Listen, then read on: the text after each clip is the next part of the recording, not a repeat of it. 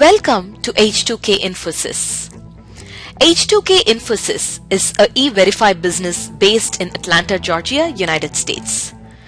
We provide 100% job-oriented, instructor-led, face-to-face, true live online software training programs. It also includes access to cloud test lab with software tools.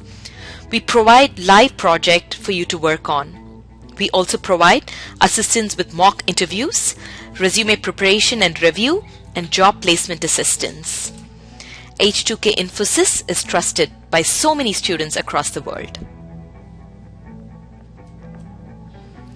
H2K Infosys provides world-class services in IT training with real-time project work for corporates and individuals, special IT training for MS students in the United States, software design, development, QA manual and automation, performance testing and maintenance, IT staff augmentation, job placement assistance, and tech support.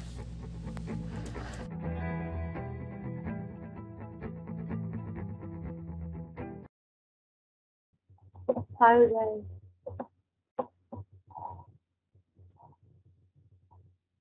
Okay, let's say 5 minutes for everyone to join.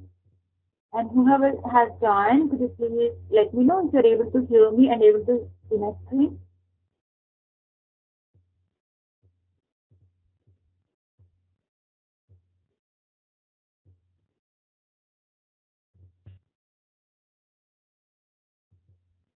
Ma'am? Yes. Yeah, have you sent the GSP and JUnit project? So I think today we'll be discussing the web services. No, my question is, have you sent that GSP and JUnit projects? I don't think I have sent.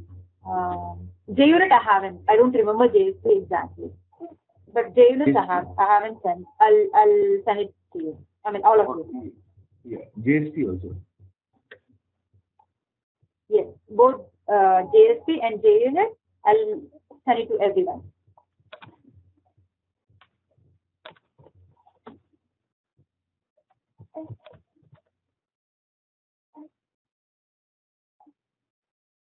So, do you have any doubts before we start the class? Anyone of you have any doubts before we start the class?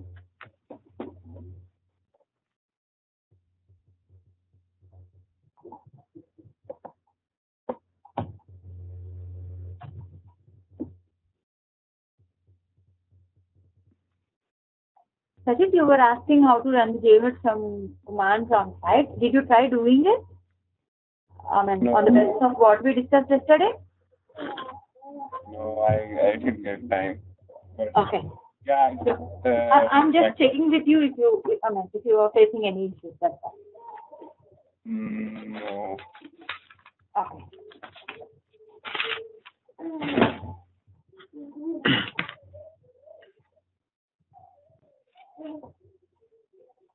Folks, any doubts before we start the class? Folks, everyone please mute your microphone just to avoid the background noise and it avoids disturbance for the class. And you could unmute and ask me questions whenever and stop me in the middle. I'll request you to mute just to avoid the background noise. Folks, today we'll be discussing about the web service. Right? Folks, anyone have any idea on what a web service is? Upon some students' request, I have planned to have web services first. The SOAP-based web services first before the stress or strain. So today we're going to discuss about web services. Folks, any idea on what a web service is? There is nothing harm if you say it wrong. You could tell whatever idea that you have, so that the session will be more interactive. So, what is a web service? Anyone, what do you think is a web service? That's the server where you put all the JSP and the website itself. So, which web service is nothing but which provides a service through the web. right? It's a service provider. And when you have a service provider, there will be service consumer also, right? The transfer of the data happens over the network. It's not that we access their code, right? The data, goes over the network. So XML is, part and parcel when we talk about SOAP-based web services. So before we dive deep into web services, we have to know XML. So what is your understanding on XML? What is XML?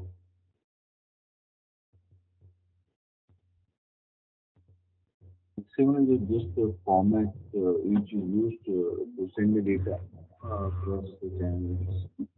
Yes. XML is a format. XML stands for Extensive Markup Language, and XML, as it said, is used to send the data. So XML is designed to carry data, right? And people in like the newbies get confused between XML and HTML. They are different. HTML purpose is to display the data in the browser. The HTML content is used for the browser to display the data. But an XML is not designed to display data. The XML design is to carry the data. Right? For data transferred across the network, XML is used. Let's say I have an XML file, right?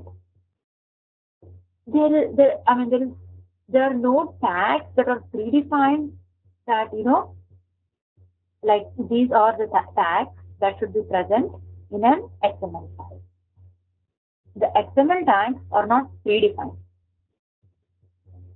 Let's say when we are writing the data of, let's say, H2K Infosys, right? We can have the root tag in H2K Infosys, and we have student tag as a child tag inside it, and every student we can have a name, a roll number, and whatever the else we want to, right? So the tags that we use in an XML file, they are not predefined. We have to define our own tags. So this is the data. Okay, I want to send a person data, right? These are the tags that I'm going to use. See, the tags in your XML file, we have to define our tags. And XML is designed to be self-descriptive. So whatever the XML file has, it's more of a kind of a self-descriptive in nature. So usually we have discussed that XML is designed to carry data, right? So we say that there is some data. Let's say we have an example, right? We're going to tell someone, we're going to communicate saying, the name, or I'm going to introduce myself. Saying my name is this, my address is this, right? So this is the data or the information that I'm giving, right? If you want to communicate the same information over a network, right? You want to communicate it in software system in the form of XML, right? So we write it like this. So we are giving the person information, the root tag is person, and the name of the person is David Woods, and the address is. So the kind of the communication that we're making, saying, my name is David Woods and my address is so and so, right? The same information, like, the communication when we, talking English, we say that. So the same information, let's say we want to send it over a network in the form of an XML, right? We have the person root tag, because we're saying the person information, and what are the information that we have inside it? It's the name and the address. So we have the chain tag inside the person tag as name and address. So this data is represented in XML in this format. That's how, this is a sample example on how we could transfer data in the form of an XML, or how an XML to represent a specific data looks like. So any doubts in this? On this specific data, whatever we want to communicate, right? This specific data, we are putting it in an XML to ever end to end. In the form of an XML file, it looks like this.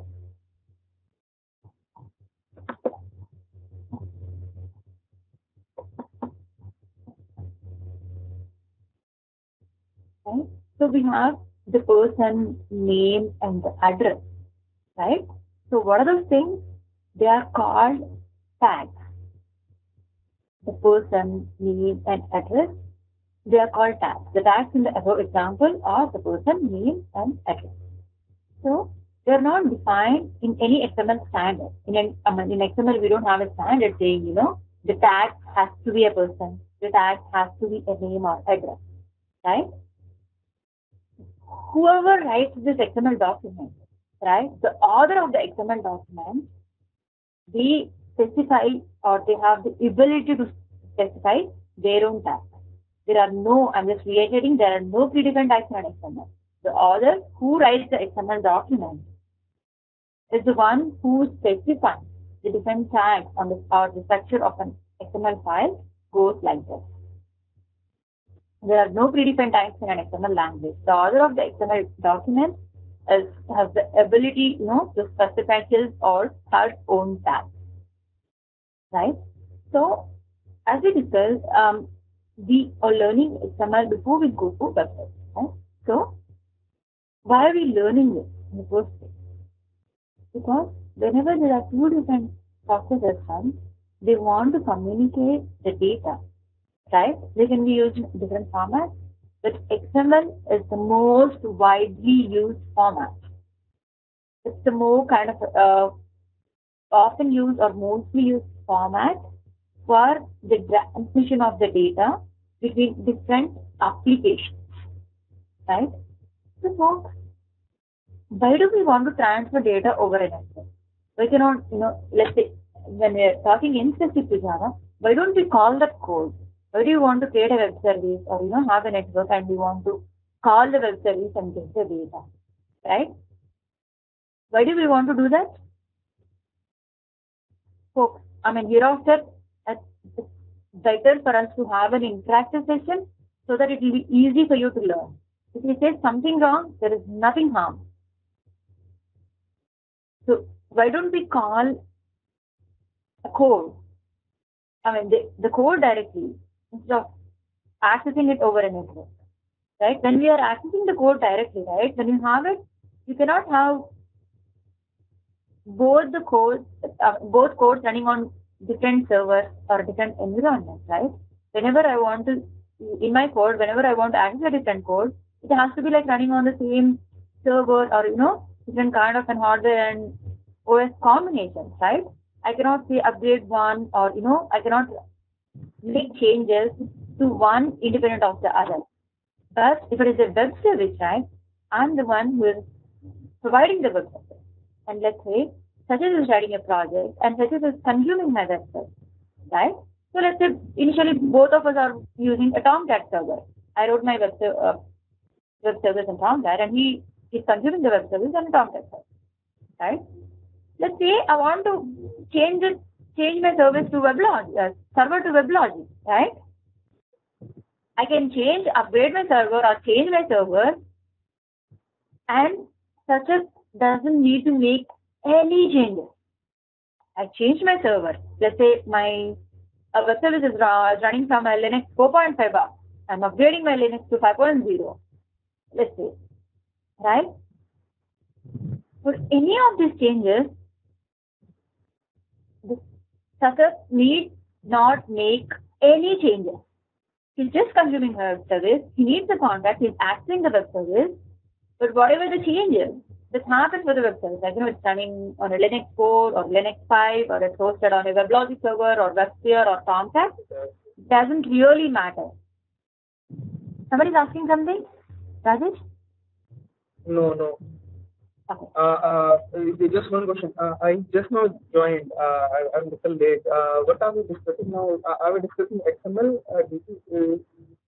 Yes. So the concept is like we want to discuss about web services, and it makes more sense for us to talk and learn about XML before we dive into web service. That's what we are discussing right now. And now I'm telling the purpose of having a web service and directly what is the advantage of having a web service and consuming it rather than having the code putting it in your project. That's what I'm explaining.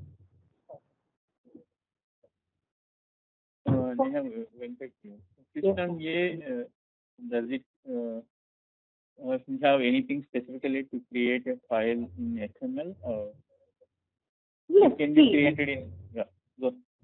Sorry, yeah. Tell me, see, whenever system A is trying to send some data to system B, that is in the form of XML is what we are trying to say from the diagram, whatever you see here. Now ask me, what is the question? So system A, does it directly create the XML file, or something else in some other format will be created, then we should convert to XML? When we are using Java, right, in our code, we deal with Java objects, right? Yes. So, but when we want to send it over a network, we want to convert it into an XML file, right? Yeah. So we have like JAX-WS or something, they have the JAX-B element inside it. Or we have some kind of JAX-B framework to convert Java to XML and XML to Java, right? So even if if you're using Java, we have the Java object, we have to write some code or we have to embed some frameworks or tools which could convert our Java object into XML and then send it over the network. Does that make sense for you? So same way on the system B, however they want the conversion. Yes, exactly. And one more thing, if you are writing a web services in Java, you can consume it from a .NET code and vice versa, right? The underlying, programming language, they didn't necessarily be the same. If we, folks, these are very basic and very important. If you write a web service, I write a web service in Java, I host my web service. Let's say Venkat is writing code in .NET programming language. He could still consume my web service, which is written using Java language. So finally, let's say, the protocol is decided, or the communication is decided to be in the format of an XML. So finally, my Java object, whenever I send back to him, it should be in the form of an XML. Or if I receive something from him, it's XML, and finally I have to convert to my Java object. And Venkat should be doing the same thing at his end also. Like if I are receiving the XML over the network, we have to convert into our own object. Or, the data in the programming language, that could extract and get the data for us. Venkat, are you clear? Yeah. Folks, anyone have any other doubts in there regarding the time, the structure of XML, the communication, how it happens when we decide to be in an XML format?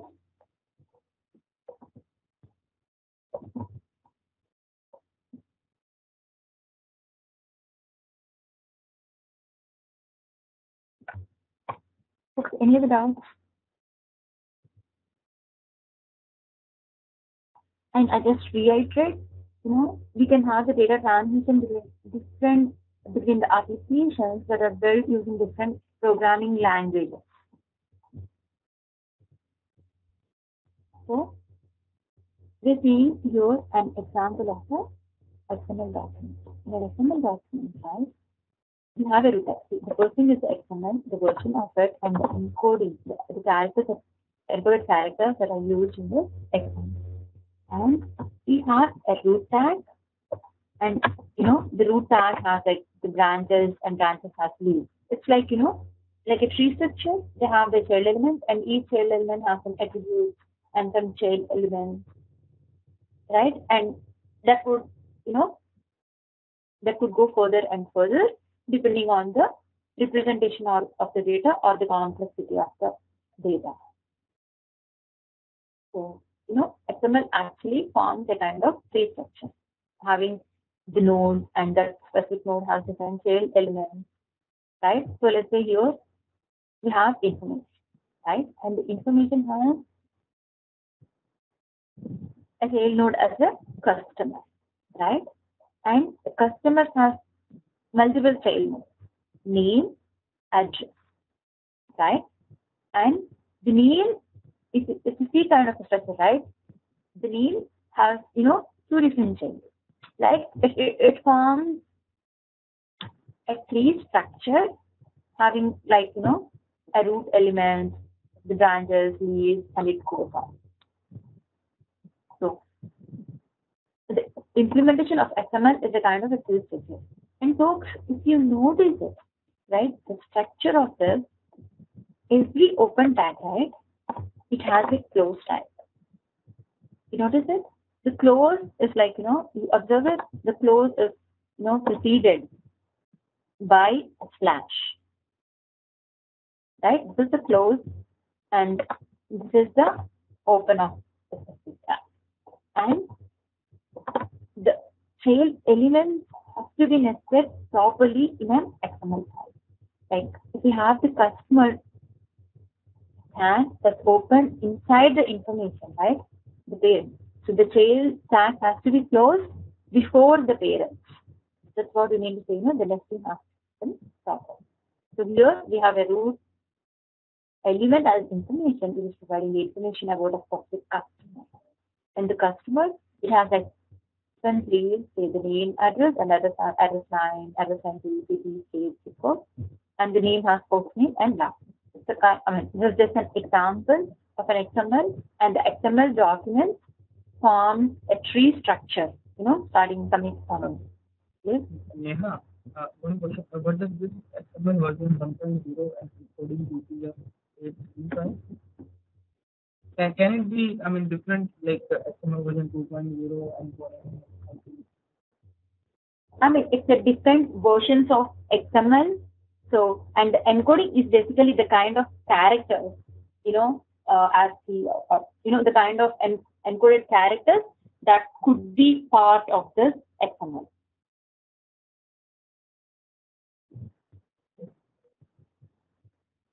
If I say UTF-8 means the number of languages I can cover in it, is it that way? I'm sorry? Number of, characters like Hindi character or Arabic characters like that? It's basically whatever we could use as part of this XML content.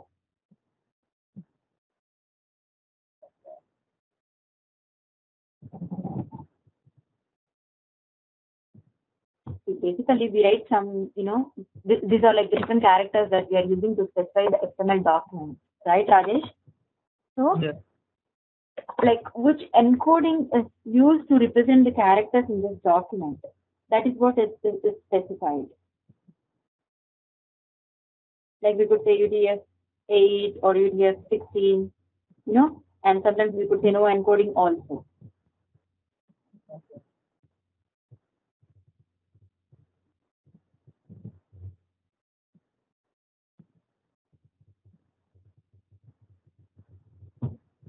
Neha, here we cannot have another tag inside the inside one tag. What do you mean? We have the customer tag here inside of the information tag, right?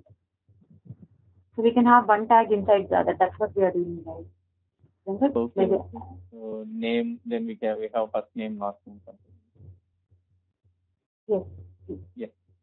Here we have the root tag as information, and that's the root tag, right? And all the tags, either directly or indirectly, they're present inside the information tag. Yeah. Right? The end tag, as I have mentioned, we have the slash, which specifies the node is ending, right? You can take as a single node, and node has different subnodes, and each subnode has, many internal subnodes also, right?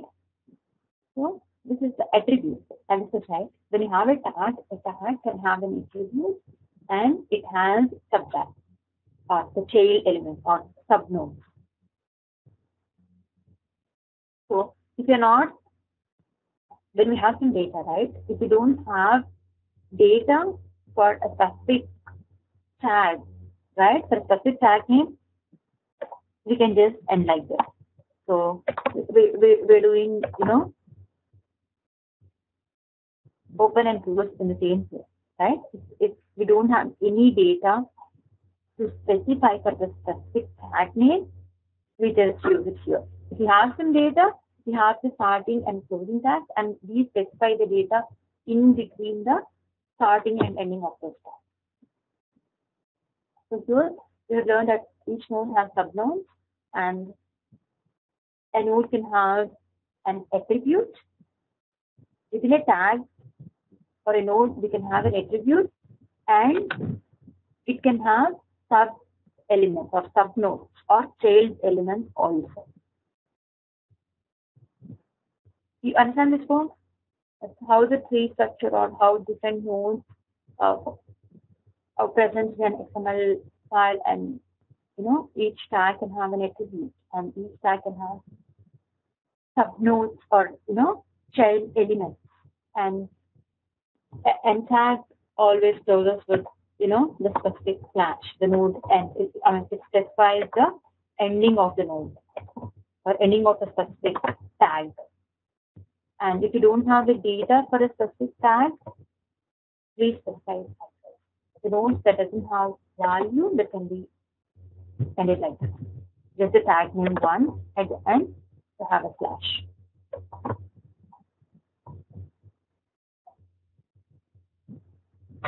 And so, whatever we have discussed, just like a summary, XML is not HTML, and its purpose is not to display data. The purpose is to transfer data. XML and HTML, because newbies get confused, but as we understand it, we are pretty clear that there is a lot of difference between those two things. And people who are already clear might just wonder why are we discussing the difference in the first place, because they are different anyways. But for newbies, I'm just reiterating that XML and HTML are two different things, and they're designed with different goals. So XML was designed for the transport and storing of the data. It focused on what data is to transfer, and HTML was more designed for display of the data, and it focuses on how data looks. Right? HTML is more like how data looks, how you're going to represent it. Right? And XML is more focused on what the data is. XML is to carry information, and HTML is to display information. So when you have different software applications, they transfer data in the form of XML. In other words, they can talk in XML. That's pretty much high level about the XML. So, any doubts on this? XML, scale elements, difference between XML and HTML. Any doubts on this? Yeah, you will be doing XML again within full test or yes. Sorry? Yeah, you will be taking up the XML as a separate topic later on. What do you mean by the XML part? Yeah. Just what we are. That DDD parsers, those things are the difference between different parsers, how you want, or the XSDs or something? The schema definitions? Yeah. Yes, we'll be discussing the XSDs. Or we'll be seeing some examples on, let's say using JAX3, how we convert from XML to Java and Java to XML, writing XSDs and having the annotated Java classes. Is that what you are looking for? I was looking more on that. I'm sorry? Yeah, I was looking more on that. I understand, but what exactly is what I'm asking you? XSD, then the parser and DTD. Yes, we'll be discussing. The XSD, Java to XML, XML to Java conversion, we'll be discussing that. Like DTD, then XSD come next, we'll be discussing that. Is that what your question is? So, this finally a box code. Alright.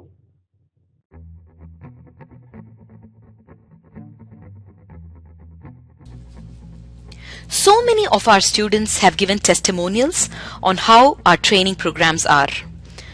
You will find them on kudzu.com and on our website H2KInfosys.com. On our website H2KInfosys.com, You will also find more detailed information on who we are, the courses that we offer, what each course covers. Also, if you're interested in a demo program, please register on our homepage on the left-hand side. Just give us more information about yourself and we will send you a link for a demo class. The demo class is absolutely free.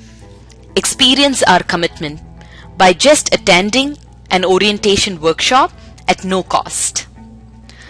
Our team of faculty and advisors are here to guide you with the right information.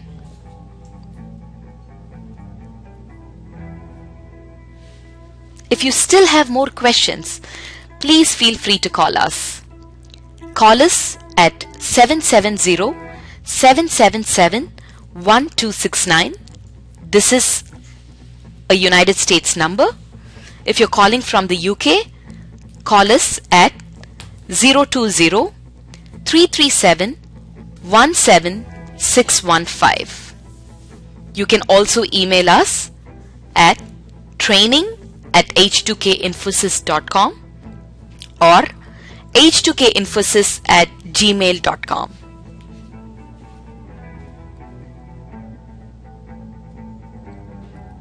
Thank you for watching our videos. We wish you a great career in information technology.